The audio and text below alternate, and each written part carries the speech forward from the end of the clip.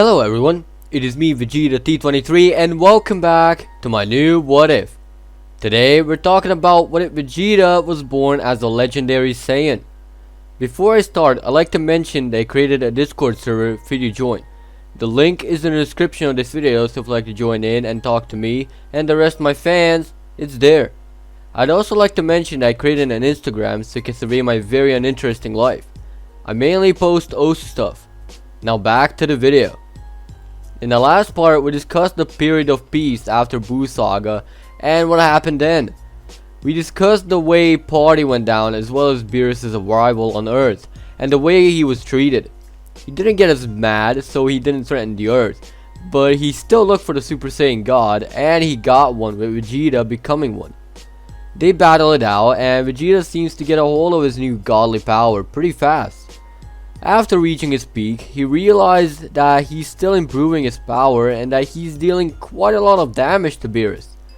After all the improvement, he went back to a legendary Super Saiyan, but still maintained the same power. With that leftover power, he used it to knock out Beerus and land down with him. Whis congratulated Vegeta on the victory and he went away. After a while, Whis came back for more food, since he found the food really tasty. And Vegeta persuaded him into admitting to what he actually is, and once Whis admitted, Vegeta asked him for training, to which Whis complied. With the recap out of the way, let's continue the what if. On Beerus' world, Vegeta trained harder than ever, along with chores Whis assigned him to do while he traveled to Earth for more food. Vegeta did all the chores as fast as he could, so he goes back to training so he could hopefully appoint himself as a god of destruction in the future. Every time Whis came back, he saw either Vegeta training harder every time or him lying flat on the ground with no energy left. Whis was surprised by the sheer determination of the Saiyans and strongly believed that he might actually become a god of destruction in the future. However, during one of the trips to Earth, Whis met up with Goku, who was conveniently there for Whis to take him along.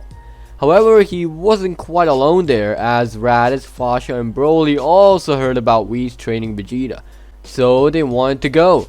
Whis was kind of confused, but tagged along if they can hook him up with food which he had never tried before. Goku knew, since Whis has been to Bulma's place a couple times already, that he has already had all the high-priced delicacies. So he goes a different path and whips out instant ramen, saying that this might be the best dish on Earth, at least in his opinion. While the rest of the Saiyans agree, Whis couldn't wait to try it, so he digged right in. In the meantime, Broly just came in and questioned the whole ensemble on what the hell is going on, and in the end, he also considered joining the whole training regimen. Whis enjoyed the meal and decided he would train them all. So Whis took them along immediately after taking a few dozen cups of ramen with him, of course. Fasha asked Bulma to take care of Kalaba while they're gone, and Bulma, rather reluctant, still agrees. Back on Beerus' planet, Vegeta finished his cleaning and decided to take a rest, playing with a rock by kicking it around and walking with it. Whis returned and was surprised to see Goku and the rest of the gang there as well. Vegeta was actually glad he doesn't get to train alone now, and gets a new will to train as they all begin training with Whis. What they don't know is that the now defunct Frieza Force is trying to resurrect Frieza to ruin the galaxy as always, so the lower class troops go down to Earth to find the Dragon Balls, which are conveniently in Pilaf's grasp. So they force Pilaf to surrender and summon Shenron. Once the Pilaf gang summoned a dragon, the soldiers revived Frieza. He got back in one piece, and Frieza was commanded for the first time to leave Earth so not to get noticed. Gohan and the kids all sensed Frieza's power, but didn't know who it was. All they knew is that the person who they just sensed is legitimately evil to the core, but they paid no attention to it since the president left as quickly as he came. In space, Frieza is mad at Goku for defeating him and even angry at Broly for being humiliated by him. So he vowed to train for a whole 4 months to surpass every Saiyan there is. So he devotes these 4 months in training.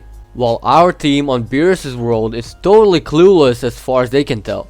apart from Broly and Goku getting a weird feeling, but they're mostly ignored. During the Saiyans' 10 months on Beerus' planet training, every Saiyan there has unlocked Super Saiyan Blue and can use it at will and with good control. However, they get an emergency call from Bulma much earlier than in canon, who mentions Frieza's name and how he's coming to Earth. Vegeta asks of Whis to transport them to Earth to deal with him before Frieza arrives. Whis complies but doesn't get them far enough as Beerus wakes up and sees all the Saiyans there. Whis makes some excuses, and once Beerus' hissing fits are over, Whis takes them all to Earth. Upon arrival, they have about 10 minutes left to plan where the tyrant will arrive first, so they just wait there until they sense something.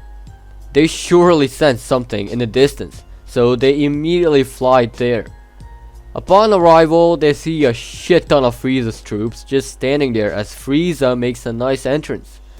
The fight starts as usual, with Goku starting out first, and it goes literally the same, with Goku dropping his guard, but this time it's Broly who takes his turn instead of Vegeta, and he does pretty much the same thing Vegeta did, but with 10 times less pride. Broly just dominates Frieza.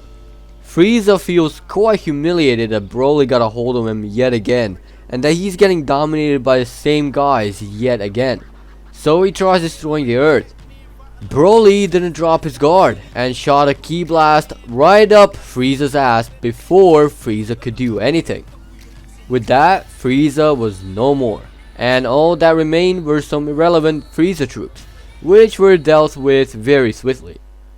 Once they got home, the kids were quite fond of their new blue transformations, with Vegeta being an exception since he never displayed what it looks like to him.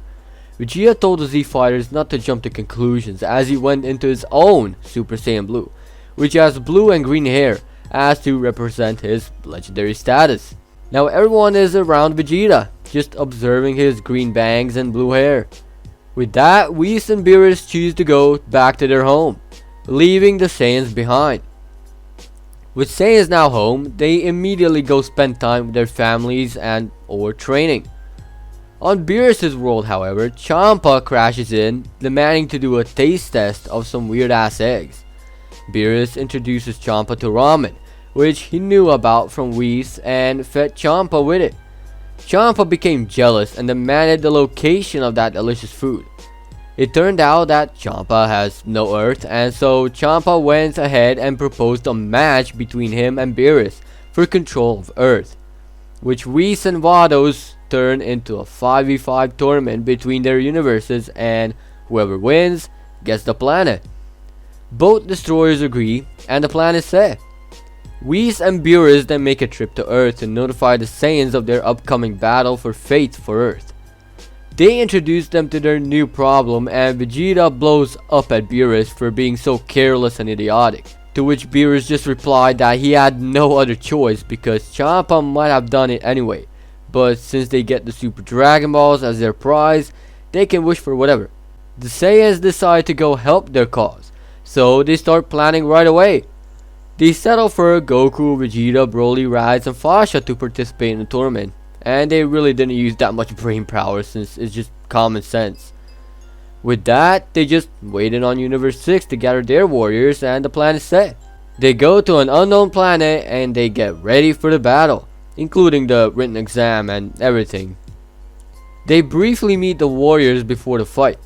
The tournament announcer explains the rules, saying that the battle lasts until the opponent is knocked out or killed, making our Saiyans and Universe 6 squad sweat a little.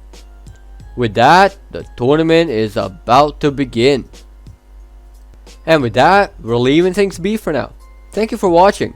If you think I really should stream soon, then click dislike. But if you liked the video, hit that like button.